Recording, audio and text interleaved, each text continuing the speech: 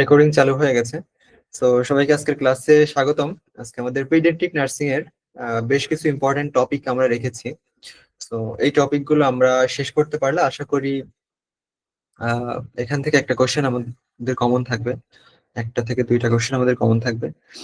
তো আমরা paediatric nursing এর বেশ কয়েকটা টপিক নিয়ে আলোচনা করব। তো তার মধ্যে আজকে আমরা নিওনেটাল জন্ডিস, তারপর হচ্ছে আহ, জন্মগত কিছু সমস্যা নিয়ে আলোচনা করব। তো আমরা দেখি কত দূর আগাইতে পারি। সো ক্লাসের মধ্যে কোনো কোশ্চেন থাকলে অবশ্যই আপনারা ক্লাসের যে টপিক সেই টপিকের লাস্টের দিকে কোশ্চেনটা করবেন, অথবা চ্যাট অপশনে কোশ্চেন টাইপ করে দিবেন। আর আমরা অ্যানালাইসিসের পাশাপাশি, টপিকগুলো অ্যানালাইসিসের পাশাপাশি আমরা কিছু এমসিকিউ প্র্যাকটিস করব। তো আমরা যখন এমসিকিউ গুলো দিব তখন আপনারা চ্যাট অপশনে দ্রুত অ্যান্সারটা টাইপ করবেন বা অ্যান্সার নাম্বারটা টাইপ করবেন। ঠিক আছে? তো সবাইকে ধন্যবাদ, স্বাগতম আজকের ক্লাসে। তো আমরা শুরু করতে যাচ্ছি আজকের টপিক নিওনেটাল জন্ডিস দিয়ে। তো পেডিয়াট্রিক নার্সিং এর যে জায়গাগুলো থেকে কোশ্চেন আসে তার মধ্যে থেকে একটা ভার্স্ট এরিয়া হচ্ছে নিওনেটদের সমস্যা, বিভিন্ন ধরনের সমস্যা। সেটা হতে পারে বার্থ রিলেটেড, হতে পারে জন্মের পরে। এই ধরনের কিছু সমস্যা থেকে আমাদের পেডিয়াট্রিক নার্সিং এ কোশ্চেন হয় এবং প্রতি বছরই হয়। তো আজকে আমরা সেরকম কিছু সমস্যা এখানে সিলেক্ট করেছি, যেমন নিওনেটাল জন্ডিস। ঠিক আছে, তো আমি শুরুতেই টপিকে চলে যাচ্ছি। তো নিওনেটাল জন্ডিসটা কি? সবাই কি স্ক্রিন দেখতে পাচ্ছেন? না ভাইয়া, জি, দেখতে পাচ্ছি না। দেখতে ভাইয়া। ঠিক আছে, থ্যাংক ইউ। এক দুজন থাকবেন যারা একটু দ্রুত রেসপন্স করবেন, হ্যাঁ? আচ্ছা, তো বেসিক্যালি নিওনেটাল জন্ডিসটা কি? জন্ডিস কি আসলে? কি একজন বলতে পারবেন জন্ডিস কি? দেখা যায় নাকি? স্ক্রিন দেখা যায় না? ভাইয়া দেখা যায় না স্ক্রিন। বাকি সবাই দেখতে পাচ্ছেন? হ্যাঁ ভাইয়া, জি দেখা ভাইয়া, যাচ্ছে। দেখতে পাচ্ছি। ভাইয়া আচ্ছা, যারা দেখতে পাচ্ছেন তাদের মধ্যে থেকে একজন বলেন যে জন্ডিস বলতে আসলে কি বোঝান, জন্ডিসটা কি? আমাদের রেসপন্স করতে হবে, ক্লাসে রেসপন্স করলে আপনাদের মাথার মধ্যে ঢুকবে জিনিসগুলো। জন্ডিসটা কি মূলত? এগুলো বারে ডিসকালারেশন অফ ভাইয়া, স্কিন। বিলিরুবিন বেড়ে গেলে আপনার জন্ডিস ধরা পড়ে। বিলিরুবিন বেড়ে গেলে জন্ডিস ধরা পড়ে। আর কেউ?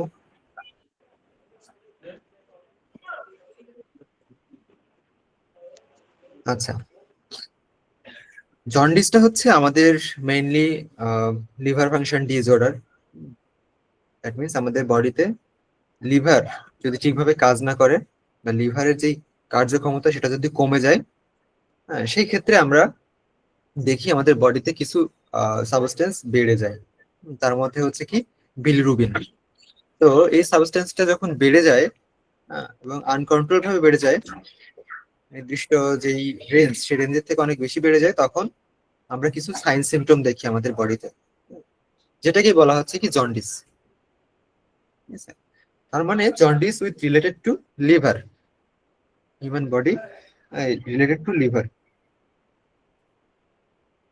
সো জন্ডিসের ক্ষেত্রে সাধারণত বাচ্চাদের যেরকম সাইন সিমটম থাকে, বাচ্চাদের যেরকম সমস্যা হয় এবং যে যে কারণগুলোতে হয়, এডাল্টদের ক্ষেত্রে কিছুটা ভিন্নভাবে সেগুলো আমরা প্রেজেন্ট করে থাকি, ভিন্নভাবে আমরা দেখে থাকি, এবং রেঞ্জ গুলো কিছুটা ভিন্নতা থাকে। তো আমরা এখন এখানে যেটা শেয়ার করব সেগুলো হচ্ছে নিওনেটাল, মানে বাচ্চাদের, পেডিয়াট্রিক পেশেন্ট যারা, বাচ্চাদের যে জন্ডিস। আচ্ছা, প্রথমেই আসি যে আমরা বাচ্চাদের জন্ডিস, এই জন্ডিসের কিভাবে আমরা বুঝবো যে এটা জন্ডিস। তো আমরা দেখতে পাচ্ছি স্ক্রিনে যে yellow discolouration of skin and sclera. তাহলে আমরা প্রথমেই এই দুইটা জিনিস আমরা দেখব। কি কি জিনিস দেখব? স্কিন মানে ত্বক, ত্বক এবং হচ্ছে স্ক্লেরা। স্ক্লেরা কোথায় থাকে?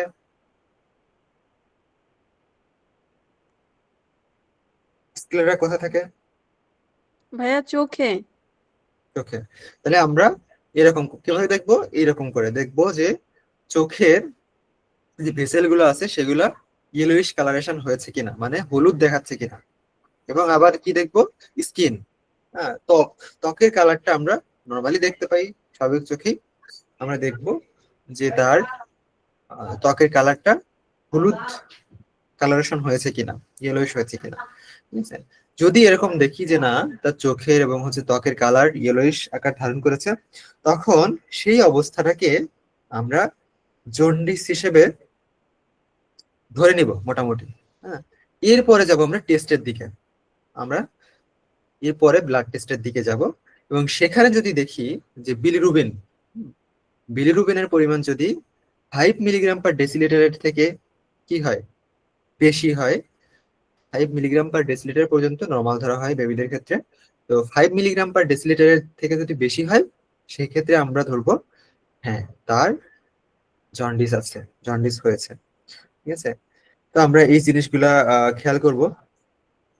এরপর আসি,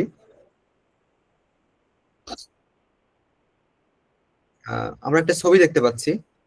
আমরা চোখের একটা ছবি দেখতে পাচ্ছি, আমরা চোখের ভিতরে কিভাবে দেখবো সেটা একটা ছবি, আর একটা হচ্ছে ত্বকে স্কিন কিভাবে দেখবো।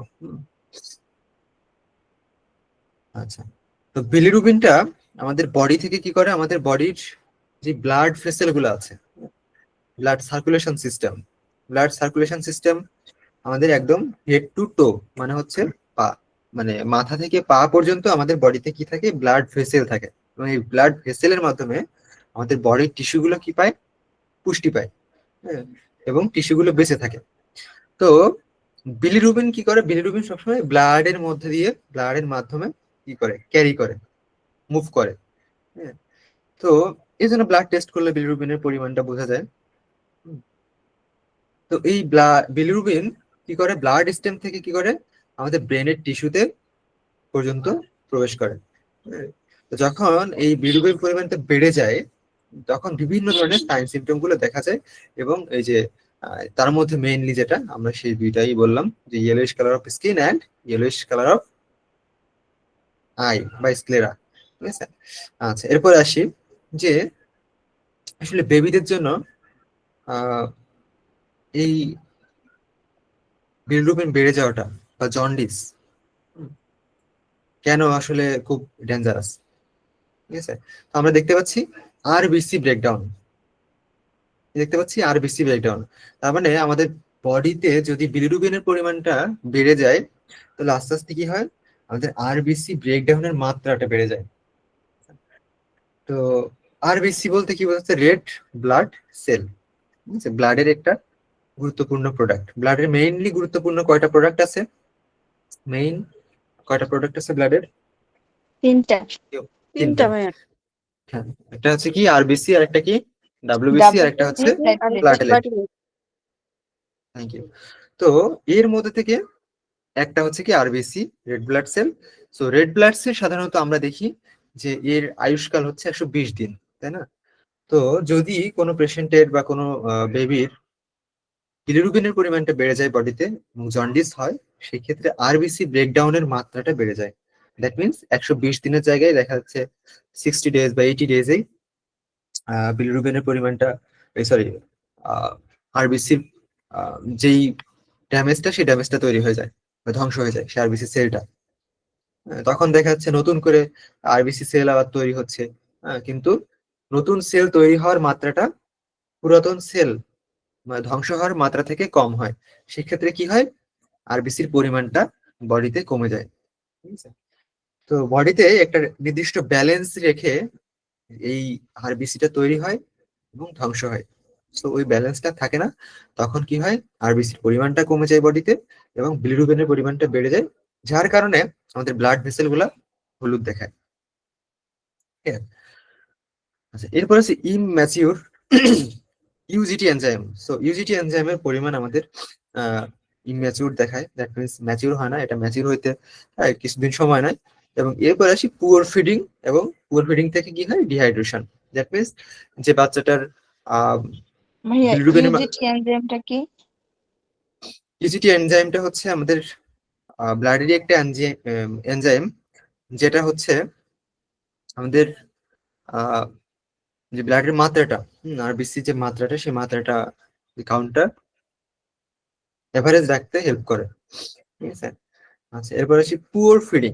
পুয়ার ফিডিং বলতে বোঝাচ্ছে যে বেবিটা খেতে চাইবে না, ক্ষুধা মন্দা দেখা দিবে, এবং হচ্ছে ব্রেস্ট ফিডিং করতে চাইবে না। তো এর ফলে কি হবে, স্বাভাবিকভাবেই বডিতে যে পরিমাণে ফ্লুইড থাকার কথা ফ্লুইডটা কমে যাবে, ফ্লুইড সেই পরিমাণে থাকবে না।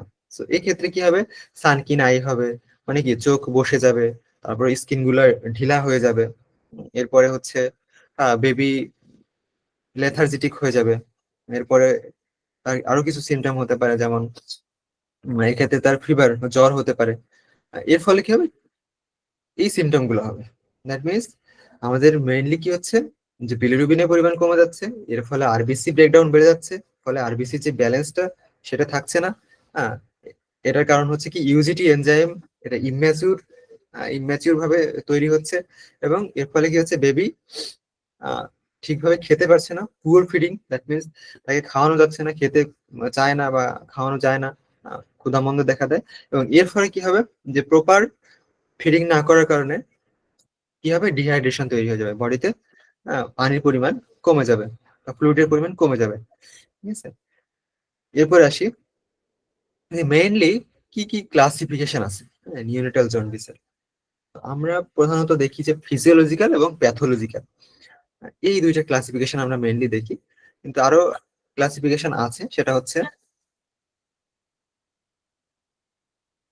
আরো ক্লাসিফিকেশন আছে আমাদের, সেগুলোতে আমরা যাব। বাট মেইনলি হচ্ছে ফিজিওলজিক্যাল জন্ডিস আর একটা হচ্ছে প্যাথোলজিক্যাল জন্ডিস। ফিজিওলজিক্যাল মানে কি, একদম বলেন তো, ফিজিওলজিক্যাল বলতে কি বোঝায়?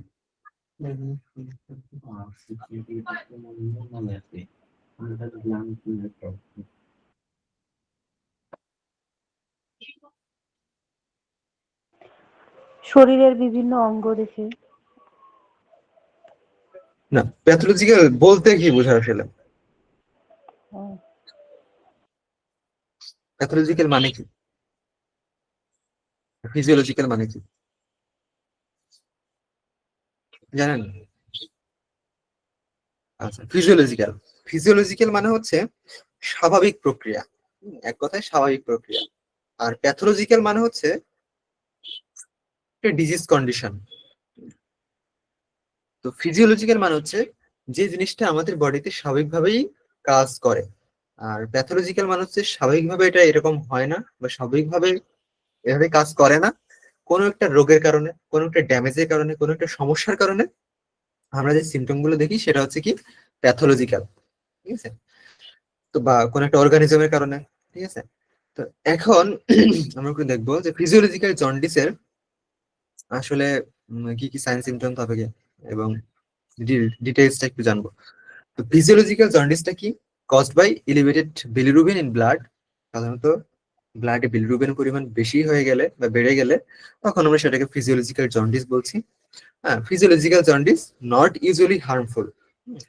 এটা আসলে ফিজিওলজিক্যাল জন্ডিস যতক্ষণ পর্যন্ত থাকবে ততক্ষণ পর্যন্ত এটা হার্মফুল না, মানে স্বাভাবিকভাবেই অনেক সময় বিলিরুবিনের পরিমাণ বেড়ে যেতে পারে। তো সেটা যদি স্বাভাবিকভাবে হয় তাহলে সেই ক্ষেত্রে এটা বেশি হার্মফুল না। হ্যাঁ, এটা কি হয়, most evident 2 to 4 days after delivery. এটা সাধারণত দেখা যায় যে ডেলিভারির 2 থেকে 4 দিনের মধ্যে এই ধরনের ফিজিওলজিক্যাল যেই জন্ডিস সেটা দেখা যায়। মানে বিলিরুবিনের পরিমাণ এই 2 থেকে 4 দিন নর্মালি অনেক সময় বেড়ে যায়, কোনো ডিজিজ না হইলেও বা কোনো প্যাথোজনিক অ্যাটাক না হইলেও বেড়ে যায়। তো বেড়ে গেলে কি হয়, তখন আমরা আহ, সাধারণত অনেক সময় ভয় পেয়ে যাই যে না, খুব বড় সমস্যা। কিন্তু এর কিছু আহ ভালো দিক আছে, ভালো দিক বলতে মানে অত খারাপ বিষয়গুলো কম থাকে ফিজিওলজিক্যাল জন্ডিসের ক্ষেত্রে। কিছু সাধারণ নিয়মকানুন পালন করলেই, সাধারণ ফলো আপ করলেই আমাদের এই প্যাথোলজিক্যাল সরি ফিজিওলজিক্যাল জন্ডিসটা ঠিক হয়ে যায়। আচ্ছা, এরপরে আমরা একটু দেখি কি কি হয় ফিজিওলজিক্যাল জন্ডিসে।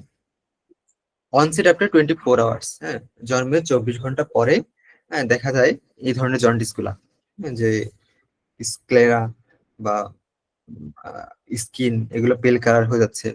পিক মানে হচ্ছে 3 থেকে 5 দিন সাধারণত থাকে। বিলিরুবিনের মাত্রা কত হয়, প্রায় 12 মিলিগ্রাম পার 12 ডেসিলিটার পর্যন্ত হয়ে যেতে পারে। ঠিক আছে। আচ্ছা, এরপরে কি আছে যে ইম্যাচিউর লিভার। তো যেহেতু একটা বেবির সদ্য জন্ম হওয়া একটা বেবির সমস্ত ভাইটালস যে অর্গান গুলা সেই অর্গান গুলা আহ, সবেমাত্র শুরু হয়। হ্যাঁ, দেখা যাচ্ছে জন্মের ইম্যাচিওর হয় পরে, না। হ্যাঁ সবেমাত্র দেখা যাচ্ছে মায়ের হোম থেকে বাইরে আসে। তো দেখা যাচ্ছে যে কিছু কিছু অর্গান যখন ঠিকভাবে কাজ না করে, হ্যাঁ, তো সেই ক্ষেত্রে বিভিন্ন রকম সমস্যা হয়। তো তার মধ্যে একটা আছে লিভার। তো লিভার যদি দেখা যায় যে পুরোপুরি ভাবে যেভাবে তৈরি হওয়ার কথা, হ্যাঁ, সেইভাবে তৈরি না হয়ে কিছুটা ল্যাকেন্স থাকে লিভারের মধ্যে। তো সেই ক্ষেত্রে দেখা যায় লিভার কি করতে পারে না, আমাদের বডির যে ফ্লুইড সেটা হচ্ছে কি করতে পারে না।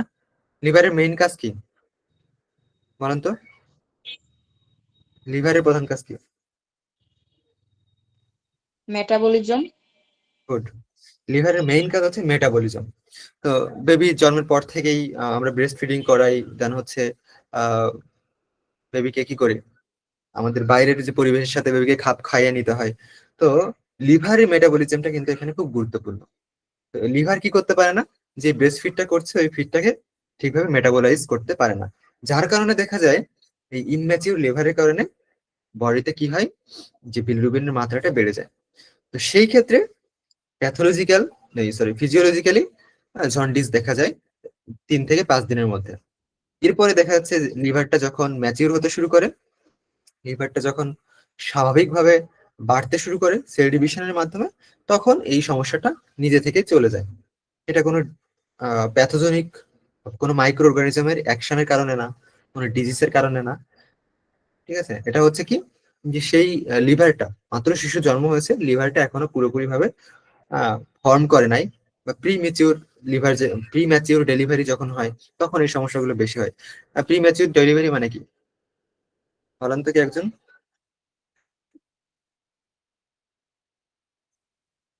প্রিম্যাচিউর ডেলিভারি বলতে কি বোঝেন? 37 সময়ের উইকের আগে আগে ডেলিভারি হয়ে যাওয়া। আগেই ডেলিভারি হয়ে যাওয়া, প্রিম্যাচিউর ডেলিভারি। অথবা ওল্ড এজ প্রেগন্যান্সি, যদি মায়ের বয়স অনেক বেশি হয়ে থাকে সেক্ষেত্রে, যদি সে প্রেগনেন্ট হয় সেক্ষেত্রে। এবং হচ্ছে প্রিম্যাচিউর ডেলিভারি কত বললাম, প্রি টার্ম লেবার। হ্যাঁ, এই যে টার্মগুলো, এই ক্ষেত্রে বেবির শুধু লিভার না, অন্যান্য যেই ভাইটালস অর্গান গুলো আছে অনেক সময় পুরোপুরি ফর্ম করে না, তার মধ্যে লিভার একটা। তো সেই ক্ষেত্রে আমাদের প্যাথোলজিক্যালি বেবির জন্ডিস হতে পারে। হ্যাঁ, এটা খুব ভয়ানক কিছু না বা ভয়ের কিছু না। আচ্ছা, এটা সাধারণত 24 ঘন্টার মধ্যেই দেখা যায়। এরপর আসি প্যাথোলজিক্যাল জন্ডিস। তো প্যাথোলজিক্যাল জন্ডিস কি? প্যাথোলজিক্যাল জন্ডিস হচ্ছে আহ, এটা হচ্ছে 24 ঘন্টার মধ্যে যদি দেখা যায়, তাহলে দেখা যায় আহ বিলিরুবিনের মাত্রা 5 থেকে বেশি হয়ে যাবে 24 ঘন্টার মধ্যে। হুম, অথবা 0.5 মিলিগ্রাম/ডেসিলিটার/আওয়ার, মানে প্রতি ঘন্টায় 0.5 মিলিগ্রাম/ডেসিলিটার করে বাড়বে। প্রতি ঘন্টায়, মানে 5 মিলিগ্রাম/20 আওয়ার্স, মানে 24 ঘন্টায় 5 মিলিগ্রাম করে বাড়বে। অথবা প্রতি ঘন্টায় 0.5 মিলিগ্রাম/ডেসিলিটার করে এই বিলিরুবিনের মাত্রাটা বাড়বে। আচ্ছা, এক্ষেত্রে দেখা যায় jaundice beyond physiological limits. That means physiological জন্ডিসের ক্ষেত্রে আমরা কত দেখেছি, যে 20 পর্যন্ত বাড়তে পারে। সরি, 12, 20 না, 12 মিলিগ্রাম/ডেসিলিটার পর্যন্ত বাড়তে পারে। কিন্তু প্যাথোলজিক্যাল জন্ডিসের ক্ষেত্রে দেখা যায় যে এই লিমিটটা ক্রস করে ফেলে, এর বাইরে চলে যায়। দ্যাট মিনস কন্ট্রোলের বাইরে চলে যায়। আচ্ছা, এরপর আসি যে কনজুগেটেড বিলিরুবিন। যে বিলিরুবিনটা বডিতে তৈরি হচ্ছে, সেই বিলিরুবিনের মাত্রাটা 20% অফ টোটাল কনজুগেটেড বিলিরুবিন তৈরি হয়। এবং বিয়ন্ড 2 উইকস, মানে 2 সপ্তাহের মধ্যে এটা তৈরি হয়। সাইন্স অফ আন্ডারলাইং ইলনেস, মানে হচ্ছে এটার পিছনে কিছু প্যাথোলজিক্যাল কিছু সাইন থাকে। ঠিক আছে, কোনো ইনফেকশনের কারণে হতে পারে, হ্যাঁ, অথবা কোনো ডিজিজের কারণে হতে পারে। এই ক্ষেত্রে আমরা সেটাকে কি বলবো, প্যাথোলজিক্যাল জন্ডিস। আর নর্মালি ইম্যাচিউরিটির ক্ষেত্রে যদি হয়, তাহলে সেক্ষেত্রে আমরা বলবো কি, ফিজিওলজিক্যাল জন্ডিস। ক্লিয়ার? আচ্ছা, এরপর আসি যে ফিচার্স। এটাও 24 ঘন্টার মধ্যে হয় এবং 5-এর বেশি হবে, এবং হচ্ছে টোটাল বিলিরুবিন এটা 15 থেকেও বেশি হতে পারে। আগেরটা ছিল কত? প্যাথোলজিক্যাল ক্ষেত্রে আমাদের 15 মিলিগ্রাম পার ডেসিলিটারের মতোও হতে পারে, আর ফিজিওলজিক্যালের ক্ষেত্রে ছিল কত? 12 মিলিগ্রাম পার ডেসিলিটার। ঠিক আছে, দ্যাট মিনস প্যাথোলজিক্যাল ক্ষেত্রে এই 12 মিলিগ্রাম পার ডেসিলিটারটাকে ক্রস করে যাবে। ঠিক আছে, আচ্ছা এরপর আসি কজেস, কি কারণে হয়। কারণগুলো কয়েকটা আমি বললাম, তার মধ্যে আমরা একটু দেখি এখানে। তো এবিও ইনকম্পিটিবিলিটি মানে হচ্ছে ব্লাড গ্রুপ জনিত সমস্যা। এবিও মানে হচ্ছে আমাদের ব্লাড গ্রুপ কয়টা? 3টা, A B O. R R H কয়টা? 2টা, পজিটিভ নেগেটিভ, তাই না? তো আর এইচ ইনকম্পিটিবিলিটির ক্ষেত্রে আমাদের প্যাথোলজিক্যাল জন্ডিস হয়ে থাকে। যেমন অনেক সময় বাবা মায়ের ব্লাড গ্রুপ যদি পজিটিভ নেগেটিভ থাকে সেক্ষেত্রে, অথবা বেবির এবং মায়ের ব্লাড গ্রুপ যদি ইনকম্পিটিবিলিটি হয়, সেই ক্ষেত্রে আমরা প্যাথোলজিক্যাল জন্ডিসটা দেখি। আচ্ছা, এরপর আসি G6PD ডেফিসিয়েন্সি।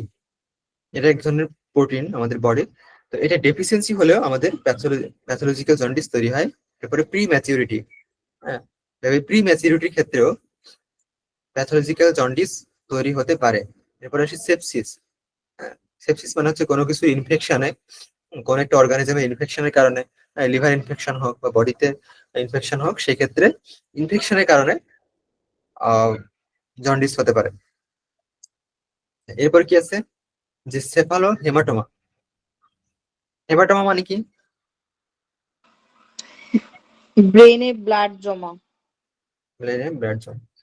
আচ্ছা, হেমা মানে কি? সবসময় মনে রাখবেন ব্লাড, টোমা মানে হচ্ছে জমা হওয়া। ঠিক আছে, আর সেফালো মানে আপনারা মনে রাখবেন যে ব্রেনে। ঠিক আছে, সেফালো হেমাটোমা মানে হচ্ছে ব্রেনে দেখা যাচ্ছে, আমরা প্রথম ছবিতে দেখিয়েছিলাম যে বিলিরুবিনের মাত্রা যদি বডিতে বেড়ে যায় সেটা কি হয়? ব্রেনে ইফেক্ট ফেলে, যার কারণে আমাদের কর্নিয়া গুলা হলুদ হয়ে যায়। সো সেফালো হেমাটোমা হতে পারে। এরপরে কি আছে? হাইপো থাইরয়েডিজম হতে পারে। দ্যাট মিনস আমাদের বডিতে থাইরয়েডের মাত্রা, টিএসএইচ যে হরমোন, থাইরয়েডের মাত্রাটাও বেড়ে যেতে পারে। এরপর আসি যে কিছু কমন, একদম বেসিক কিছু ডিফারেন্স ফিজিওলজিক্যাল এবং প্যাথোলজিক্যাল জন্ডিসের মধ্যে। আচ্ছা, ফিজিওলজিক্যাল জন্ডিসটা কি? যে নিউবর্নদের নর্মালি হয়ে থাকে, ঠিক আছে, জন্মের সময় হয়ে থাকে। প্যাথোলজিক্যাল হচ্ছে 24 আওয়ার্স, একদম 24 ঘন্টার মধ্যে এটা ফর্ম করে। আর high level of foetal haemoglobin is breakdown into bilirubin. তো প্যাথোলজিক্যাল জন্ডিসের ক্ষেত্রে দেখা যায় যে বাচ্চাদের হিমোগ্লোবিনের পরিমাণ খুব দ্রুত কি হয়ে যাচ্ছে? ধ্বংস হয়ে যাচ্ছে। আমরা একটু আগে দেখেছিলাম যে আরবিসি ডিস্ট্রাকশনটা খুব বেশি হয়। হ্যাঁ, তো আরবিসির মধ্যে থাকে কি? হিমোগ্লোবিন। সো হিমোগ্লোবিনটা ডিস্ট্রাকশনের মাত্রাটা বেড়ে যায়, তো সেই ক্ষেত্রে বডিতে ব্লাডের পরিমাণ কমে যায়। আচ্ছা, প্যাথোলজিক্যাল ক্ষেত্রে আমরা কি দেখি? যে হিমোলাইটিক অ্যানিমিয়া, ব্লাডের পরিমাণ কমে যাওয়ার কারণে অ্যানিমিয়া হয়ে যেতে পারে। এরপরে কি আছে? ইনফেকশন। ইনফেকশনের কারণে, কোনো একটা মাইক্রো অর্গানিজমের ইনফেকশনের কারণে প্যাথোলজিক্যাল জন্ডিস হয়ে থাকে। এরপরে শর্টার আরবিসি লাইফ স্প্যান, যেটা বলেছিলাম ফার্স্টের দিকে, যে আরবিসি অল্প দিন বাঁচে। সাধারণত আমরা জানি যে 120 দিন বাঁচে, কিন্তু সেই ক্ষেত্রে যদি প্যাথোলজিক্যাল জন্ডিস হয় অল্প দিন বেঁচে থাকে। সো অল্প দিন যদি বাঁচে, সেই অনুযায়ী প্রোডাকশন হয় না, স্বাভাবিকভাবেই বডিতে রেড ব্লাড সেলের পরিমাণটা কমে যায়। আচ্ছা, 24 ঘন্টায় প্যাথোলজিক্যাল জন্ডিসের ক্ষেত্রে আরো কি কি হয়? 24 ঘন্টা থেকে 2 সপ্তাহের মধ্যে কি কি হয়? তো breast milk jaundice, dehydration, infection, polycythaemia. তো এই জিনিসগুলো হয় কখন? 24 ঘন্টা থেকে 2 সপ্তাহের মধ্যে। ঠিক আছে, আর ফার্স্ট 24 ঘন্টার মধ্যে অ্যানিমিয়া হয়ে যেতে পারে অথবা ইনফেকশন দেখা দিতে পারে। ঠিক আছে, এই জিনিসগুলো আমরা একটু খেয়াল রাখবো। এবং 2 সপ্তাহ পরে, সো প্যাথোলজিক্যাল জন্ডিসটা অত সহজে কিন্তু ভালো হয় না। ওই মাইক্রো অর্গানিজমের, যে মাইক্রো অর্গানিজম এটার জন্য দায়ী, সেই মাইক্রো অর্গানিজম বডি থেকে না যাওয়া পর্যন্ত, তার ইনফেকশনের যেই মাত্রা সেটা না কমা পর্যন্ত এটা ভালো হয় না। সো ইনফেকশনটা কমতে সময় লাগে। অ্যান্টিবডি তৈরি হতে, বডিতে কোনো মেডিসিনের মাধ্যমে হোক বা ন্যাচারালি হোক অ্যান্টিবডি তৈরি হতে, এবং ওই ইনফেকশনের এগেনস্টে অ্যাকশন নিতে সময় লাগে, যার কারণে প্যাথোলজিক্যাল জন্ডিসটা একটু ডেঞ্জারাস এবং হচ্ছে এটা সারতেও সময় লাগে। সো এখানে দেখা যায় 2 সপ্তাহ পরে কি কি হয়, কনজেনিটাল হাইপোথাইরয়েডিজম, দ্যাট মিনস তার জন্মগতভাবে কি হবে যে থাইরয়েডের পরিমাণ, থাইরয়েড স্টিমুলেটিং হরমোন টিএসএইচ এর পরিমাণটা কি হবে, কম থাকবে টেস্টে। এরপর কি হবে, বিলিয়ারি অ্যাট্রোসিয়া, দ্যাট মিনস আমাদের যে বিলিয়ারি চ্যানেল, সেই বিলিয়ারি চ্যানেলে বিলিয়ারি অ্যাট্রোসিয়া হতে পারে, এবং নিওনেটাল হেপাটাইটিস, হেপাটাইটিস হয়ে যেতে পারে, নিওনেটাল হেপাটাইটিস হয়ে যেতে পারে, হেপাটাইটিস এ বি, বি না সরি, এ ই, এগুলো হয়ে যেতে পারে। আচ্ছা, এরপরে কি আছে, ইনফেকশন, ইউটিআই। ওই পেশেন্টের যেহেতু লিভারে একটা ইনফেকশনের কারণে লিভারে বিলিরুবিনের পরিমাণটা বেড়ে যাচ্ছে, সো পুরো বডিতে বিভিন্ন পার্টে আমাদের ইনফেকশন তৈরি হতে পারে। দ্যাট মিনস বডির একটা মেজর পার্ট হচ্ছে কিডনি, লিভারের পরে আমরা দেখি বডির একটা মেজর পার্ট হচ্ছে কিডনি। কারণ কিডনি কি করে, আমাদের বডির যত ফ্লুইড আছে সেই ফ্লুইড গুলাকে পিউরিফিকেশন করে। পিউরিফিকেশন বলতে, পিউরিফিকেশন ঠিক না, মানে এক কথায় স্থাকন, স্থাকন প্রক্রিয়া করে। স্থাকন প্রক্রিয়া করে যেই বর্জ্য পদার্থগুলো আছে, সেই বর্জ্য পদার্থগুলো বডির বাইরে নিয়ে আসে। তো বর্জ্য পদার্থগুলোর মধ্যে একটা হচ্ছে কি, বিলিরুবিন। তো কিডনি কি করতে পারে না, বিলিরুবিনটা পুরোপুরি ভাবে বডির বাইরে দিয়ে দিতে পারে না, তো বডির মধ্যে থেকে যায়, যার কারণে দেখা যায় ওই ইনফেকশনটা আমাদের ইউরিনারি ব্লাডার, ইউরেথ্রা, এই জায়গাগুলোতেও ফর্ম করে। তো সেক্ষেত্রে ইউটিআই এর সিমটম আমরা দেখি। এরপরে আছে পাইলোরিক স্টেনোসিস, দ্যাট মিনস পাইলোরাসেও কিন্তু স্টেনোসিস দেখা যায়। এরপর আসি উইদিন ফার্স্ট 24 আওয়ার্স। এটা হচ্ছে প্যাথোলজিক্যালটা আমাদের, আমরা কখন মনে রাখবো প্যাথোলজিক্যালটা, ফার্স্ট 24 আওয়ার্স, এটা আমাদের খুব গুরুত্বপূর্ণ যে প্যাথোলজিক্যালটা সবসময় আমাদের ফার্স্ট 24 আওয়ার্স হয়। এবং আমাদের যে ফিজিওলজিক্যালটা, ফিজিওলজিক্যাল জন্ডিস যেটা, সেটার ক্ষেত্রে কি হয়, সেটার ক্ষেত্রে আমাদের যে বেবির নিউবর্ন যারা, তাদের হচ্ছে লিভার পুরোপুরিভাবে ফর্ম না করার কারণে এই জিনিসটা তৈরি হয়। আচ্ছা, আমরা এখন কিছু এমসিকিউ দেখবো, এরপর আমরা নেক্সট টপিক গুলোতে যাবো। সো এমসিকিউ আমি দিচ্ছি, কি শিখলেন ইউটিউব থেকে। আচ্ছা, সবাই কি স্ক্রিন দেখতে পাচ্ছেন?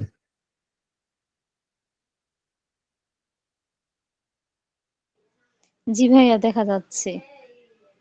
আচ্ছা, জি ভাইয়া।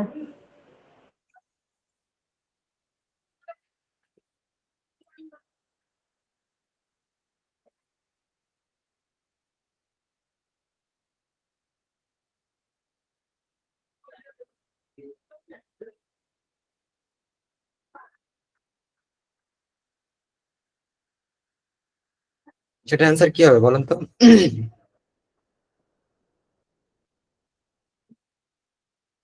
কোশ্চেন দেখা যায়?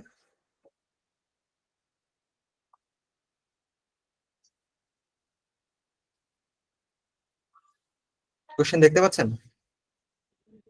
কি ভাইয়া? হ্যাঁ, অ্যান্সার গুলো দ্রুত দিয়ে দেন।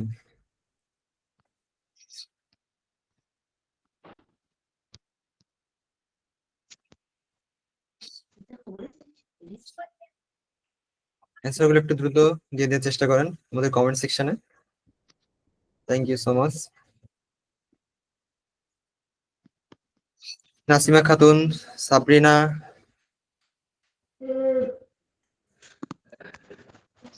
Humaira, thank you so much.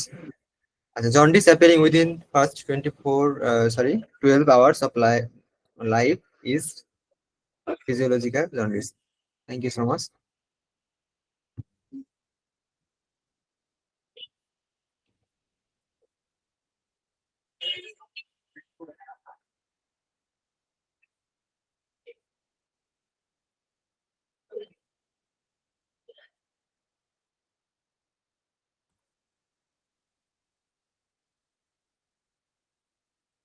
অনেক ধন্যবাদ, সবাই রাইট অ্যান্সার দিয়েছেন।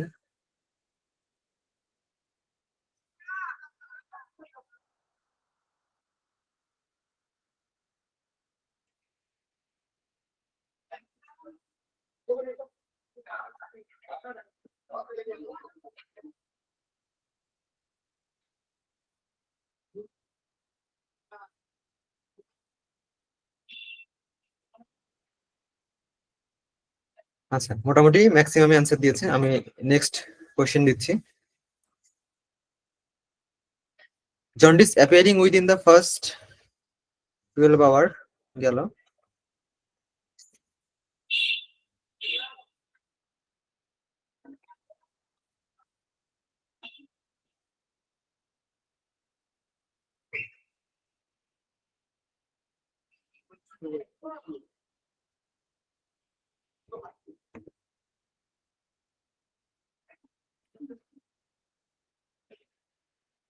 এটা অ্যান্সার কি হবে? Which newborn is at highest risk for severe jaundice? Which newborn is at highest risk for severe jaundice, এটা অ্যান্সার কি হবে? দ্রুত কমেন্ট সেকশনে লিখে পাঠান।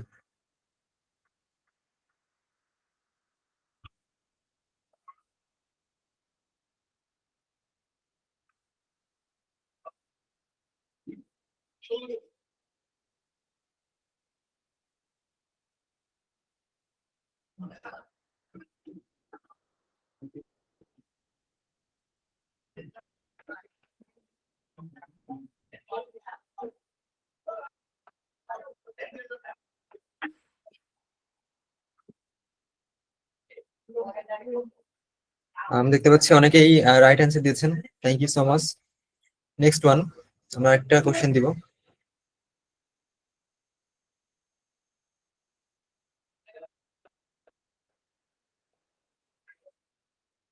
A bilirubin level that increases more than 5 milligram per deciliter per day indicates, এটা কি indicate করে?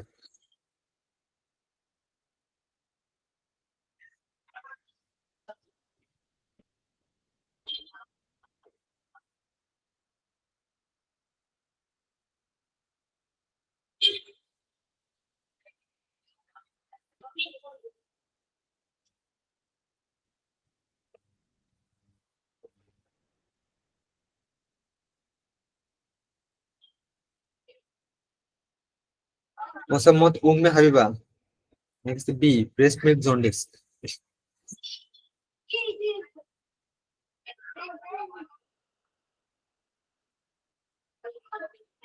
আমাদের এই ক্লাসটা একটু মনোযোগ দিয়ে শুনলে আমার মনে হয় যে এই কোশ্চেন গুলো একদম ইজিলি অ্যান্সার করা যাবে।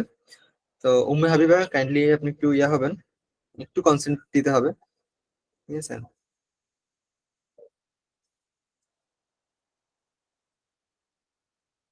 Thank you so much for right answer.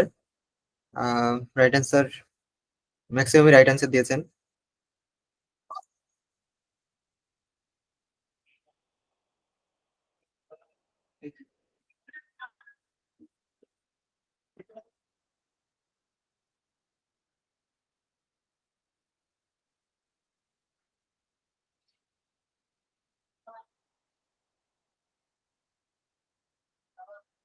আচ্ছা, এখন আমরা একটু ক্লাসের দিকে মনোযোগ দিই।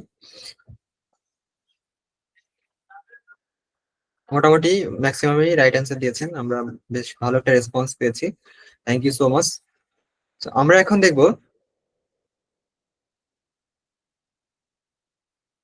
Breast feeding jaundice. হ্যাঁ, ব্রেস্ট ফিডিং জন্ডিসটা হচ্ছে আমাদের মেইনলি প্যাথোলজিক্যাল এবং ফিজিওলজিক্যাল জন্ডিসের বাইরে আমরা সাধারণত এটা রেখেছি।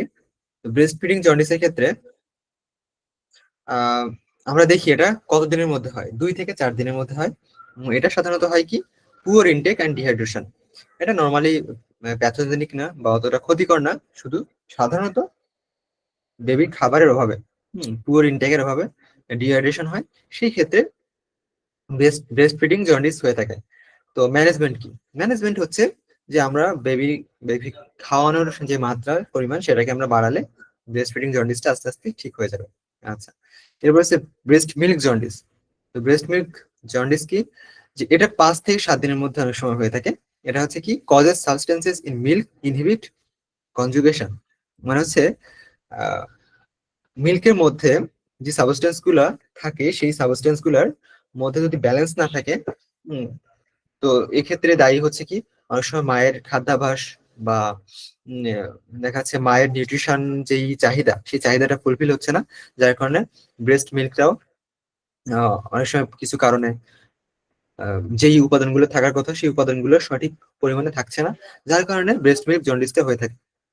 এরপর আসি ইনফ্যান্ট আদারওয়াইজ হেলদি। তো এই ক্ষেত্রে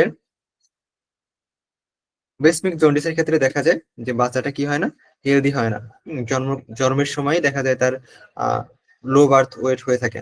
আচ্ছা, এরপর কি আছে, মেয়ে last weeks, that means breast milk জন্ডিসটা অনেক সময় 1 সপ্তাহ বা 2 সপ্তাহ পর্যন্ত স্টে করতে পারে। তো এবার বলছে breast milk jaundice continue breast feeding. তো ব্রেস্ট মিল্ক জন্ডিসের ক্ষেত্রে যদি ব্রেস্ট ফিডিং কন্টিনিউ থাকে, ওই মা যদি কন্টিনিউ করে, তো সেক্ষেত্রে এটা বেস্ট মানে কিউর হয় না। ঠিক আছে, এরপরে কি আছে কনজুগেটেড বা ডিরেক্ট হাইপার বিলিরুবিনিমিয়া। মানে হচ্ছে কি, যে সরাসরি কি কি ক্ষেত্রে হাইপার বিলিরুবিনিয়া মানে হচ্ছে বিলিরুবিনের মাত্রাটা বেড়ে যেতে পারে। আচ্ছা, অলওয়েজ অ্যাবনর্মাল। তো কি কি কারণে? কজেস হচ্ছে বিলিয়ারি অ্যাট্রোসিয়া, ইনফেকশন, মেটাবলিক ডিজিজেস। এরপরে কি আছে পেল অ্যালকোহলিক অ্যাকোলিক স্টুল এন্ড হচ্ছে ডার্ক ইউরিন। এরপর কি আছে রিকোয়ার আর্জেন্ট রেফারেল। যদি আমরা এই জিনিসগুলো দেখি, তাহলে অবশ্যই আমরা আর্জেন্ট রেফারেল করব, দ্যাট মিনস হসপিটালাইজ করব। কি কি কি কি দেখলে? ডার্ক ইউরিন বা কালো কালারের প্রস্রাব, এবং হচ্ছে পেল অ্যাকোলিক স্টুল। হ্যাঁ, যদি স্টুলের কালারটাও যদি পেল কালার হয়ে থাকে বা অ্যাকোলিক হয়ে থাকে, সেক্ষেত্রে আমরা হসপিটালাইজ করব বা ডক্টরের শরণাপন্ন হব। এবং কজেস বিলিয়ারি অ্যাট্রোসিয়া, এটা হচ্ছে কি বিলিয়ারি অ্যাট্রোসিয়ার কারণে হয় বা ইনফেকশনের কারণে হয় বা মেটাবলিক ডিজিজের কারণে হয় এই জন্ডিস গুলা। দ্যাট মিনস ডিরেক্ট হাইপার বিলিরুবিনিয়াম এগুলা এই কয়েকটা কারণে হয়। এবং এই ক্ষেত্রে সাইন সিমটম দেখে আমরা ডার্ক ইউরিন বা পেল স্টুল এই ধরনের সাইন সিমটম দেখে আমরা দ্রুত চিকিৎসকের শরণাপন্ন হব। আচ্ছা, এরপর আসি রিস্ক ফ্যাক্টর। তো আমরা তাহলে এতক্ষণ দেখলাম যে জন্ডিসটা কি, নিউনাটাল জন্ডিস। এরপরে দেখলাম যে টাইপস গুলা কি কি আছে মোটামুটি, এবং এখন দেখি যে রিস্ক ফ্যাক্টর, যে জন্ডিসের ক্ষেত্রে আমাদের রিস্ক ফ্যাক্টর কি কি আছে, মানে কি কি কারণে জন্ডিস হয়ে থাকে, নিউনাটাল জন্ডিস। আমরা এর আগে বলেছি, তারপর আমরা এখন একটু আবার দেখি যে প্রিম্যাচিউর ডেলিভারি, যে আগেই যদি বাচ্চা জন্ম হয়ে যায় সেক্ষেত্রে, হেমাটোমার ক্ষেত্রে, তারপরে হচ্ছে ব্লাড ইনকম্প্যাটিবিলিটি, সেটা হতে পারে আরএইচ ইনকম্প্যাটিবিলিটি, এবং হচ্ছে ব্রেস্ট ফিডিং প্রবলেম। এই কয়েকটা কারণে জন্ডিস হতে পারে। এটা হচ্ছে রিস্ক ফ্যাক্টর, এগুলা মেইন রিস্ক ফ্যাক্টর। আচ্ছা, আমরা এই জিনিসগুলো এতক্ষণ দেখে আসছি। প্রিম্যাচিউরিটি, যাই হোক, এগুলো নিয়ে আলোচনা করার দরকার নাই। আমরা দেখি ক্লিনিক্যাল ম্যানিফেস্টেশন গুলো একটু, যে কি কি জিনিস দেখলে আমরা আরো ক্লিয়ার ভাবে বুঝতে পারবো যে তার আরো ক্লিয়ারলি বুঝতে পারবো যে না, জন্ডিস কনফার্মড। ঠিক আছে, প্রথমে আমরা দেখেছিলাম কি yellowish colour of skin and yellowish colour of কি আইস হোয়াইট স্ক্লেরা। এরপরে দেখি যে ইয়েলোইশ কালার অফ পাম, মানে হাতের যেই তালুগুলা, পায়ের তালুগুলা, এগুলো পুরোপুরি হলুদ হয়ে যাবে, কারণ এই জায়গাগুলোতে আমাদের ব্লাড ভেসেল গুলা খুব ন্যারো থাকে। সো ন্যারো ব্লাড ভেসেল গুলোতে যদি বিলিরুবিনের মাত্রা বেশি হওয়া ব্লাড আসে, তো সেক্ষেত্রে আমরা সহজেই বুঝতে পারি, কারণ এই জায়গাগুলো সহজেই হলুদ হয়ে যায়। দেখবেন আপনার হাত একটু ঘষলে ওই জায়গাগুলো একদম লাল দেখায়। এর মানে হচ্ছে যে ব্লাড ভেসেল গুলো আছে আপনাদের ত্বকের নিচে, হ্যান্ড অ্যান্ড ফুট পাম গুলা, সেখানে ব্লাড ভেসেল গুলো অনেক narrow. So narrow blood vessel গুলা ঘর্ষণের কারণে কি হয়, রেড দেখায়। তো এই ভেসেল গুলা অনেকটা আয়নার মতো কাজ করে। তো যখন বিলিরুবিনের মাত্রা বেড়ে যায়, তখন আমরা দেখি যে সহজেই আমরা হাতের পায়ের পাম গুলাতে এই সাইনটা দেখতে পাই। আচ্ছা, এরপর আমরা মাত্রই পড়লাম যে ইউরিনের কালারটা একটু ডার্ক কালার হয়ে যায়। হ্যাঁ, এরপরে রাইট অর পেল কালার পোপ, মানে বাথরুমও পেল কালার হয়ে যায়, এবং জ্বর দেখা দিতে পারে, দ্যাট মিনস ফিভার হতে পারে। Reduced frequency of urine, that means ঘন ঘন যে ইউরিন হওয়ার চান্স সেটা কমে যেতে পারে, মানে ইউরিনটা খুব আমাদের ইউরিনটা খুব কম তৈরি হবে এক কথায় বডিতে, ইউরিন পাস করতে দেরি হবে। তো এই জিনিসগুলো দেখলে আমরা বুঝতে পারবো যে না, নিউবর্নের জন্ডিস ফর্ম করছে। আচ্ছা, জেনারেল সিমটম এই জিনিসগুলো। আচ্ছা, এরপরে আসি সাইন অফ বিলিরুবিন এনসেফালোপ্যাথি। তো তো বিলিরুবিন এনসেফালোপ্যাথিতে কখন যাবে? যখন জ্বর হবে। তখন জ্বরের ক্ষেত্রে আমরা দেখি যে 102, 103 মানে হাই ফিভার, এক কথায় হাই ফিভার হবে, এবং হচ্ছে সিজার হয়ে যেতে পারে, আর্চিং বা অপিস্টোনোস হইতে পারে, এবং হচ্ছে সিজারও হইতে পারে। সিজার মানে বেবির এক কথায় কি, কাঁপুনি। কাঁপুনি, বাংলা হচ্ছে কাঁপুনি। কাঁপুনি দিয়ে জ্বর আসতে পারে। বা দেখা যায় যে অনেক সময় বেবির পুরো কাঁপুনি দিয়ে বেবি হচ্ছে কি চিৎকার দিয়ে ওঠে হঠাৎ করে। হ্যাঁ, হঠাৎ করে হচ্ছে ভয় পেয়ে যাওয়ার মতো একটা অবস্থা হয়। তো এই ধরনের সিমটম যদি আমরা দেখি, তখনই আমরা কি করব, বুঝতে পারবো এটা কি অ্যাকিউট বিলিরুবিন এনসেফালোপ্যাথি সাইন। এরপর আছে কি, এই যে কান্নার কথা বলা আছে, শ্রিল ক্রাই, দ্যাট মিনস হঠাৎ করে কান্না করে ওঠা খুব জোরে।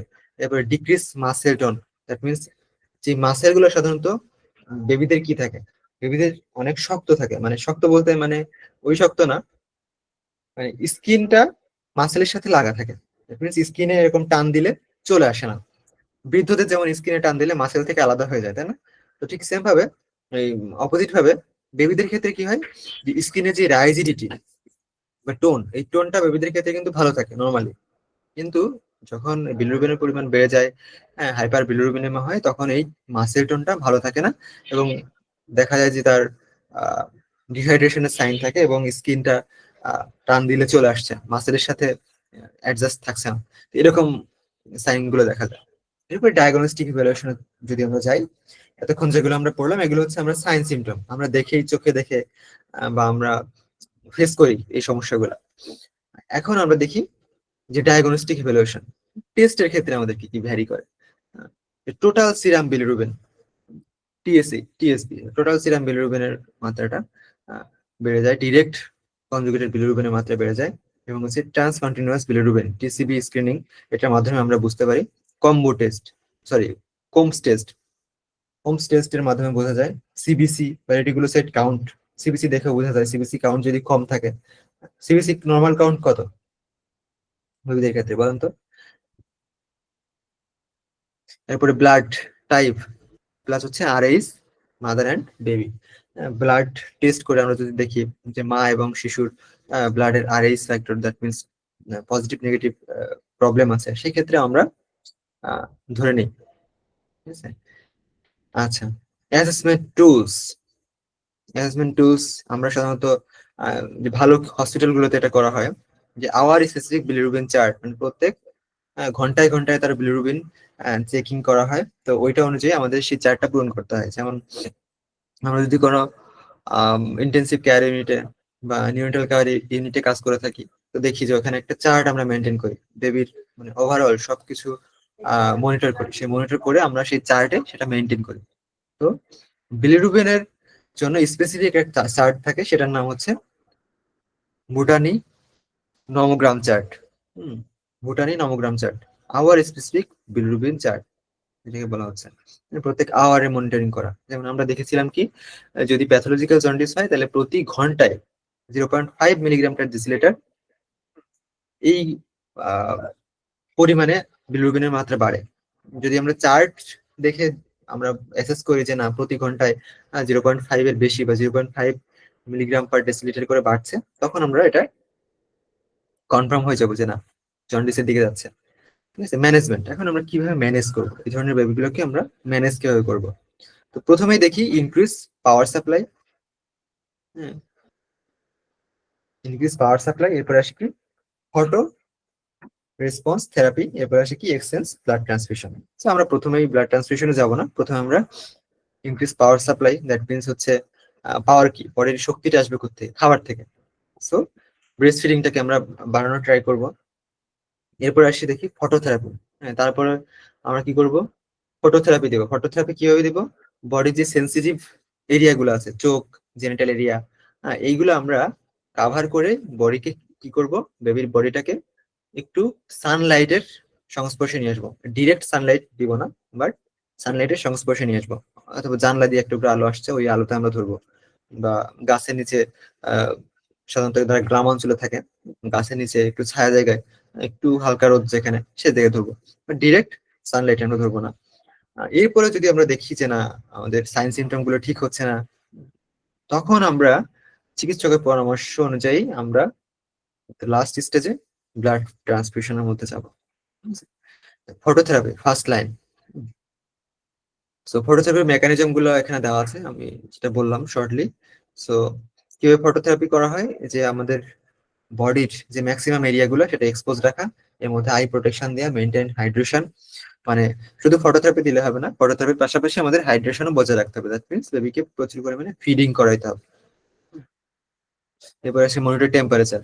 ফটোথেরাপি থেকে নিয়ে আসলে অনেক সময় বডির টেম্পারেচারটা বেড়ে যায়, তখন আমরা দেখে মনে মনে হইতে পারে যে জ্বর, কিন্তু আমরা স্বাভাবিক টেম্পারেচারে নিয়ে আমরা যদি টেম্পারেচারটা মেজার করি, তখন আমরা দেখবো যে না অ্যাকচুয়ালি তার টেম্পারেচার কত। ঠিক আছে। এরপর হচ্ছে রিপোজিশন ইনফ্যান্ট। দ্যাট মিনস বাচ্চাটাকে শুধু একটা পজিশনেই ফটোথেরাপির সামনে ধরে রাখা এরকম না, বারবার পজিশন চেঞ্জ করা। হ্যাঁ। এরপর হচ্ছে check bilirubin level 4 to 12 hourly. That means 4 থেকে 12 ঘন্টা পর পর অন্তত পক্ষে বিলিরুবিন চেক করতে হবে। আচ্ছা, কোভার জেনিটালিয়া। হ্যাঁ, অবশ্যই আই প্রোটেকশন, জেনিটালিয়া এরিয়াটা প্রোটেকশন রাখতে হবে। এবং remove infant only for feeding. মানে আমাদের বেবিটাকে শুধুমাত্র মানে খাবার খাওয়াবো যখন, তখন আমাদের উম, চোখ বা জেনিটাল এরিয়া এই জায়গাগুলো আমরা ওপেন রাখতে পারি। আদারওয়াইজ আমরা যখন ফটোথেরাপিতে নিব তখন অবশ্যই এই জায়গাগুলো আমরা কাভার রাখবো। আচ্ছা, normal side effects. Normal side effects আমরা একটু আগে দেখলাম, যে স্কিনের সরি স্টুলের কালার এবং হচ্ছে ডিহাইড্রেশন, টেম্পারেচার, এগুলো তো আমরা দেখলাম। আচ্ছা, এরপরে আসি blood exchange. Exchange blood transfusion আমরা কখন যাব, এটা হচ্ছে গুরুত্বপূর্ণ বিষয়, যে আমরা ব্লাড এক্সচেঞ্জে কখন যাব। তো নর্মালি আমরা দেখেছি যে প্যাথোলজিক্যালি ফিজিওলজিক্যালি যদি হয় জন্ডিস, তাহলে আমাদের বিলিরুবিনের মাত্রা কত থাকে, সর্বোচ্চ 12। সর্বোচ্চ 12 হবে, 12 মিলিগ্রাম/ডেসিলিটার। কিন্তু এর উপরে যদি যায়, 12-র উপরে 13, 14, 15, তখন আমরা সেটাকে ধরে নিই যে না প্যাথোলজিক্যাল জন্ডিসের দিকে যাচ্ছে। ঠিক আছে। এরপরেও দেখা যায় যে যদি কন্ডিশনটা ইমপ্রুভ না করে, সেক্ষেত্রে হ্যাঁ আরো বেশি হইতে পারে বিলিরুবিনের মাত্রা। তো আমরা যদি দেখি যে এরকম আনকন্ট্রোল বিলিরুবিন, সেটা হচ্ছে 25 মিলিগ্রাম/ডেসিলিটার সমান বা এর থেকে বেশি, তখন আমরা ব্লাড ট্রান্সফিউশনের দিকে যাব। হ্যাঁ, যখন দেখি যে না ফটোথেরাপিতেও কাজ হচ্ছে না, ব্রেস্ট ফিডিংও কাজ হচ্ছে না, তখন আমরা ব্লাড ট্রান্সফিউশনের দিকে যাব। সো ব্লাড ট্রান্সফিউশনের যেমন পজিটিভ দিক আছে, নেগেটিভ দিকও আছে, ওই জন্য আমরা ফার্স্টেই ব্লাড ট্রান্সফিউশনের দিকে যাব না। ঠিক আছে। আচ্ছা, এরপরে কি আছে, আইভি ইমিউনোগ্লোবিন, IVIG।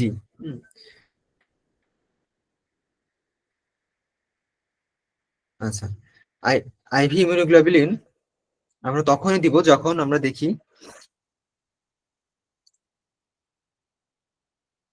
বেবির হচ্ছে RH ইনকম্প্যাটিবিলিটি। দ্যাট মিনস মায়ের পজিটিভ বেবির নেগেটিভ, অথবা মায়ের নেগেটিভ বেবির পজিটিভ।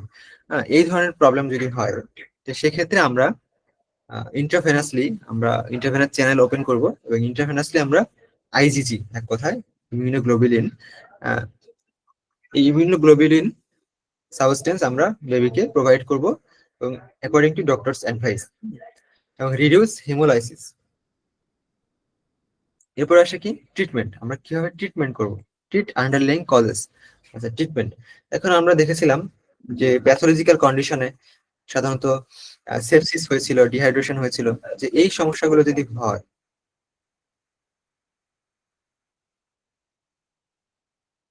আচ্ছা প্যাথোলজিক্যাল কন্ডিশনে সেপসিস মানে কি, যে তার ইনফেকশনের কারণে ইনফেকশন হয়ে গেছে এবং ইনফেকশনের লাস্ট স্টেজে চলে গেছে, তখন আমরা কি করি, অ্যান্টিবায়োটিক দিয়ে থাকি। অ্যান্টিবায়োটিক দিয়ে সেই সেপসিসটাকে রিকভার করার ট্রাই করি।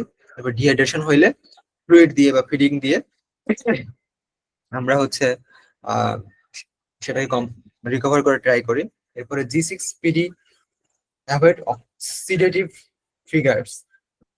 আমরা হচ্ছে যদি দেখি যে না G6PD এটার পরিমাণটা বেড়ে যাচ্ছে, এই সাবস্টেন্সটার পরিমাণ বেড়ে যাচ্ছে, তখন আমরা অক্সিডেটিভ ট্রিগার্স গুলা এগুলোকে আমরা অ্যাভয়েড করব। তারপরে আমরা দেখি যে breast feeding recommendation, that means আমরা প্রতি 8 থেকে 12 ঘন্টা 8 থেকে 12 ঘন্টা, সরি 8 থেকে 12 বার প্রতিদিনে, তার মানে 8 বার মানে কি প্রতি 3 ঘন্টা পর পর, 3 থেকে 4 ঘন্টা পর পর আমরা বেবিকে খাওয়ানোর ট্রাই করব। কারণ হচ্ছে বেবিটা জন্ম হওয়ার পর শুধুমাত্র ডিপেন্ড অন ব্রেস্ট মিল্ক, আমরা অন্য কোনো খাবার দিই না সাধারণত। যদি কোনো ব্রেস্ট ফিডের যদি অ্যাভেলেবিলিটি না থাকে সেক্ষেত্রে আমরা ব্যতিক্রম দেখি, আদারওয়াইজ আমরা চেষ্টা করব কি ব্রেস্ট ফিডিং করানোর কতবার, 3 থেকে 4 ঘন্টা পর পর। সেটা হচ্ছে দিনে তাহলে কত, 8 থেকে 12 বার। Do not interrupt breast feeding unless bilirubin extremely high. যদি বিলিরুবিনের মাত্রা এক্সট্রিমলি বেড়ে যায় সেক্ষেত্রে আমরা তো অবশ্যই ব্রেস্ট ফিড করাই না। সেক্ষেত্রে অ্যাকর্ডিং টু ডক্টরস ওয়ার্ডার আমরা কি করি, আমরা ব্রেস্ট ফিডিংটা কিছু সময়ের জন্য বা কিছু ঘন্টার জন্য আমরা বন্ধ রাখি। হ্যাঁ, সেক্ষেত্রে ব্যতীত আমরা ব্রেস্ট ফিডিং বন্ধ করানো যাবে না। Expressed breast milk formula if intake insufficient, যদি দেখা যায় যে না সে প্রচুর পরিমাণে ফিড পাচ্ছে না সেক্ষেত্রে আমরা কি করব, সেক্ষেত্রে আমরা ফর্মুলা দিব, আদারওয়াইজ আমরা ব্রেস্ট ফিডের উপরই ডিপেন্ড করব। ঠিক আছে, এই জিনিসগুলো আমাদের অবশ্যই খেয়াল রাখতে হবে। তো এইগুলো হচ্ছে কি ম্যানেজমেন্ট, যে একটা বেবির জন্ডিস হয়ে গেছে সেক্ষেত্রে আমরা এই জিনিসগুলো করব, এই ম্যানেজমেন্ট গুলো নিব। কিন্তু এই যে প্যাথোলজিক্যাল হোক বা ফিজিওলজিক্যাল হোক, নিউরিটাল যে জন্ডিস, সেই নিউরিটাল জন্ডিস থেকে আমরা কি কি কারণে বা কি কি ফলো আপের মাধ্যমে, কি করার মাধ্যমে নিউরিটাল জন্ডিস থেকে আমরা মুক্ত থাকতে পারবো সেটা আমরা একটু দেখবো।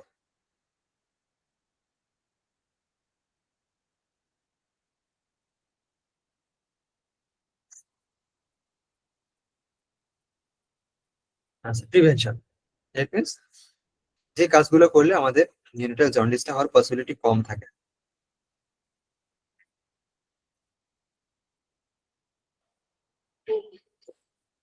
আচ্ছা, আর্লি ফিডিং উইদিন 1 আওয়ার, আমরা যদি বেবির জন্মের সাথে সাথেই 1 ঘন্টার মধ্যেই বেবিকে খাওয়ানো শুরু করতে পারি সেক্ষেত্রে পসিবিলিটি কম থাকে জন্ডিস হওয়ার।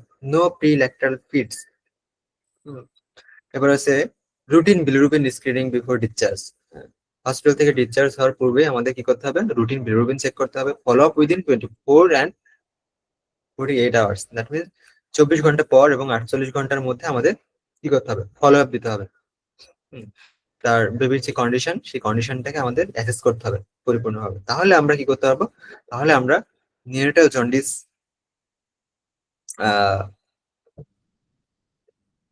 হওয়ার যে পূর্ব প্রস্তুতি আমরা নিতে পারবো। ঠিক আছে, এছাড়াও যদি প্রিম্যাচিউর লেভার না হয়ে থাকে বা একদম ওল্ড এজে যদি কেউ বেবি না নিয়ে থাকে তাহলে সাধারণত এই প্রবলেম গুলো থেকে আমরা মুক্ত থাকতে পারবো।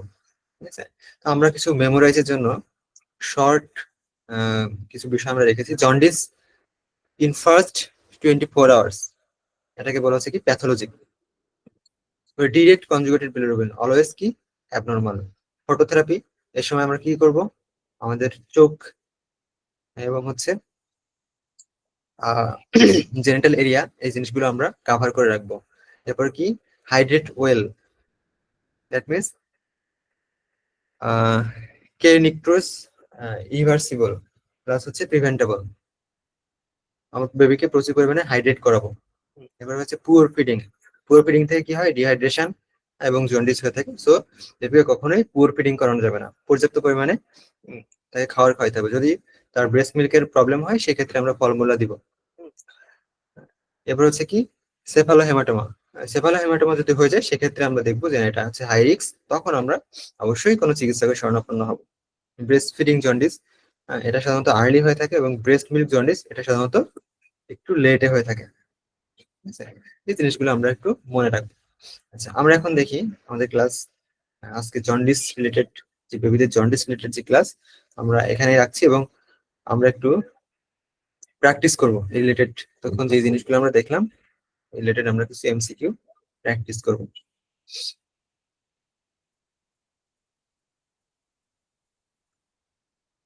সো কারো কোনো কোশ্চেন আছে, আপনারা কোশ্চেন জিজ্ঞাসা করতে পারেন, আমাদের টপিকটা প্রায় শেষ। আর কোনো কোশ্চেন থাকলে জিজ্ঞাসা করতে পারেন, আমরা এখন এমসিকিউ প্র্যাকটিসের দিকে যাব। ভাইয়া এই যে আইভি ইমিউনোগ্লোবিন এটার হলো যে বললে না মার নেগেটিভ না বাচ্চা, এটা আমি এবার বুঝি নাই, এটা একটু বুঝি না কি কোশ্চেন। আইভি, যে আইভি, হ্যাঁ আইভি ইমিউনোগ্লোবিনের ওটা। হুম, আচ্ছা, আমাদের বডিতে দুই ধরনের ইমিউনোগ্লোবিন থাকে, হ্যাঁ এটা হচ্ছে আইজিজি, আইজিএম। তো এটা আমাদের বডিতে যদি কমে যায়, তো সেই ক্ষেত্রে ওই বেবিদের ক্ষেত্রে আইভি এই থেরাপিটা দেওয়া হয়ে থাকে। কখন? যখন হচ্ছে আর এইস ইনকম্পাটিবিলিটি, যখন মনে হচ্ছে যে বেবির পজিটিভ আছে, মায়ের নেগেটিভ, বা মায়ের পজিটিভ ব্লাড গ্রুপ, বেবির হচ্ছে নেগেটিভ। তো সেই ক্ষেত্রে এটাকে বলা হয় আর এইস ইনকম্পাটিবিলিটি। তো আর এইস ইনকম্পাটিবিলিটির থেরাপি হিসেবে বা ট্রিটমেন্ট হিসেবে চিকিৎসকরা হুম এই ইমিউনোগ্লোবিনটা বেবিকে দিয়ে থাকে। এবং সেক্ষেত্রে দেখা যায় যে আর এইস ইনকম্পাটিবিলিটির যেই সাইড ইফেক্টস গুলো, এই সাইড ইফেক্টস গুলো হিসেবে এই জন্ডিসটা হয়ে থাকে। তাহলে সেক্ষেত্রে এই সাইড ইফেক্টস থেকে মুক্তি পাওয়া যাবে, দ্যাট মিনস এই জন্ডিসটা ভালো হয়ে যাবে। ঠিক আছে। ভাইয়া ঠিক আছে।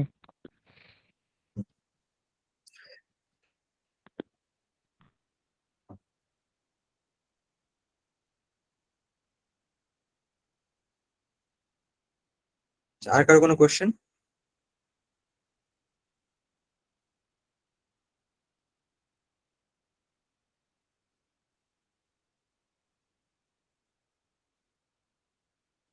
আর কারো কোনো কোশ্চেন? না, ও সুন্দর একটা কোশ্চেন করেছিল। কোশ্চেন করতে হবে, কোশ্চেন না করলে বোঝা যাবে না।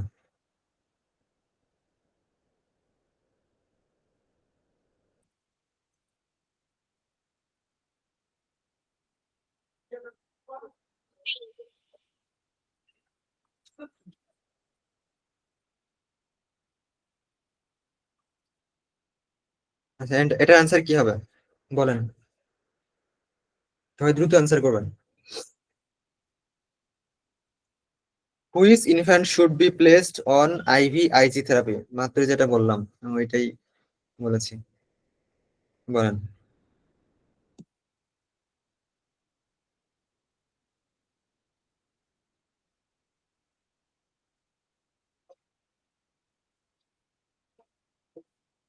আর is incomplete. Thank you so much. আমি একটু দ্রুত কয়েকটা এমসিকিউ আপনাদের প্র্যাকটিস করব, দেখি কারা রেসপন্স করতে পারে ভালো।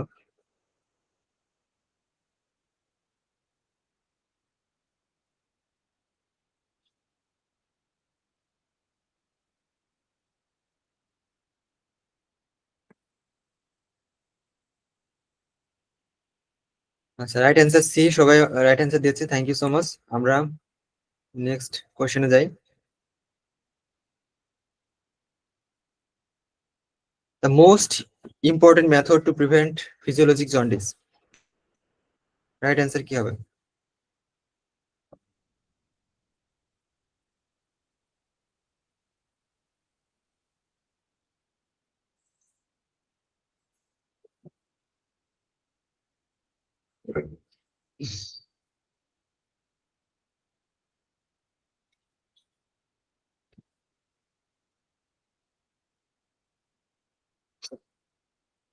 Thank you so much, right answer b, early and frequent feeding. অনেক ধন্যবাদ যারা রাইট অ্যান্সার দিচ্ছেন। তো সবাই রেসপন্স করে ট্রাই করবেন, আমি দেখতে চাই যে আসলে কারা খুব দ্রুত রেসপন্স করে। কারণ অনেকে আছে যে একজন রেসপন্স করলে আরেকজন ওইটা দেখে দেখে দেয়। তো ফার্স্টের দিকে যারা দিবে আমি তাদেরকে একটু ফলো করছি, যে কারা ফার্স্টের দিকে রেসপন্স গুলো করছে। ঠিক আছে।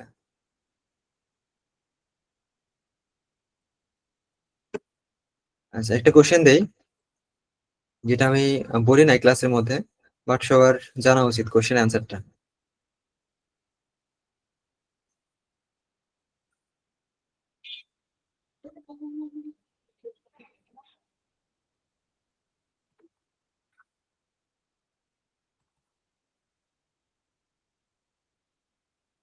Phototherapy lights should be placed, কোনটা হবে?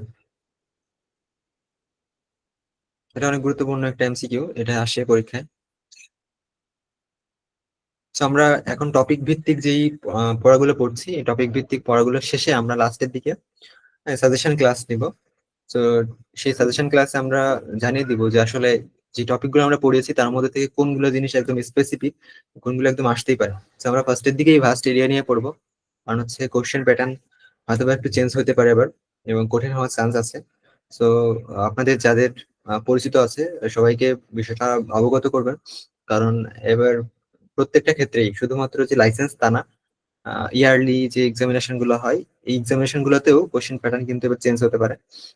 কিছু নতুনত্ব আসতে পারে, কঠিন হতে পারে এক কথায়। সো লাইসেন্স এক্সামিনেশনের ক্ষেত্রেও সেম। সো আমরা এই জন্য চেষ্টা করছি প্রথম থেকেই একটু ভাস্ট এরিয়া নিয়ে প্রত্যেকটা টপিক কভার করার। তো আপনাদের যারা ফ্রেন্ড সার্কেল আছে তাদেরকে বিষয়টা ইনফর্ম করবেন, এবং অবশ্যই ভালোভাবে প্রিপারেশন নেওয়ার জন্য বলবেন, আদারওয়াইজ ধরা খেয়ে যেতে পারেন এবার। হ্যাঁ, তো জিনিসগুলো মাথায় রাখতে হবে। সো আমরা চেষ্টা করবো যে প্রত্যেকটা টপিক এখানে শেষ করার, এবং প্রত্যেকটা টপিকের বেস কিছু এমসিকিউ রাখার, যে জিনিসগুলা আমাদের অনেক হেল্প করবে।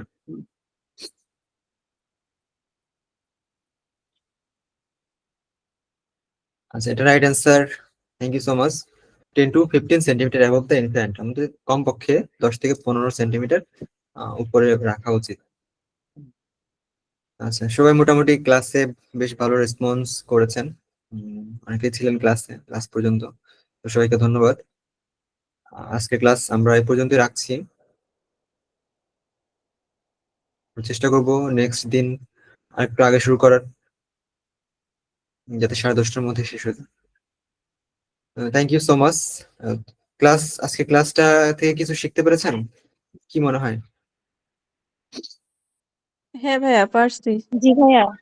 যে- এই জিনিসগুলো কি থাকবে মাথায়? ইনশাল্লাহ। যে আমাদের ক্লাস শুধু করে গেলে হবে না, ক্লাস এর পাশাপাশি আমাদের যে পিডিএফ গুলো দেওয়া হবে এগুলো আপনারা প্র্যাকটিস করবেন। তো প্র্যাকটিস না থাকলে আমি যত ভালো ক্লাসই হোক না কেন আপনারা কিন্তু পারবেন না। তো এখানে দেওয়া হচ্ছে খুব স্বল্প পরিমাণ এবং অল্প সময়ের মধ্যে আপনাদেরকে কিছু বিষয় শেয়ার করা হচ্ছে, আপনাদের সাথে কিছু বিষয় ক্লারিফাই করা হচ্ছে, বাট মেইন কাজ কিন্তু আপনাদের, মেইনলি পড়াশোনার কাজ কিন্তু আপনাদের। তো পড়াশোনা যত ভালোভাবে করবেন আমার মনে হয় প্রিপারেশনটা তত ভালো হবে। তো আপনার শুধু ক্লাসের উপর ডিপেন্ড করে থাকলে হবে না, ক্লাসের উপর আপনি টপিক ডিপেন্ড করবেন যে আজকে এই টপিক পড়িয়েছে, ওকে ফাইন, বাট আপনি চেষ্টা করবেন আপনি বাসায় এই টপিকটা রিলেটেড যে জিনিসগুলো পড়ানো হয়েছে এগুলো আবার প্র্যাকটিস করেন। প্র্যাকটিস না করলে এই জিনিসগুলো হারিয়ে যাবে, এক কথায় ব্রেন থেকে হারিয়ে যাবে। তো ব্রেন থেকে হারিয়ে যাওয়ার আগেই আমরা ব্রেনে সেটাকে ধরে রাখার চেষ্টা করবো, ঠিক আছে? So thank you so much. আজকে ক্লাস আমরা এ পর্যন্তই রাখছি, সবাইকে অসংখ্য ধন্যবাদ। সো আমার জন্য সবাই একটু প্রার্থনা করবেন, দোয়া করবেন। আমরা নেক্সট ক্লাসে আবার দেখা হচ্ছে আপনাদের সাথে। হ্যাঁ, থ্যাংক ইউ। ভাই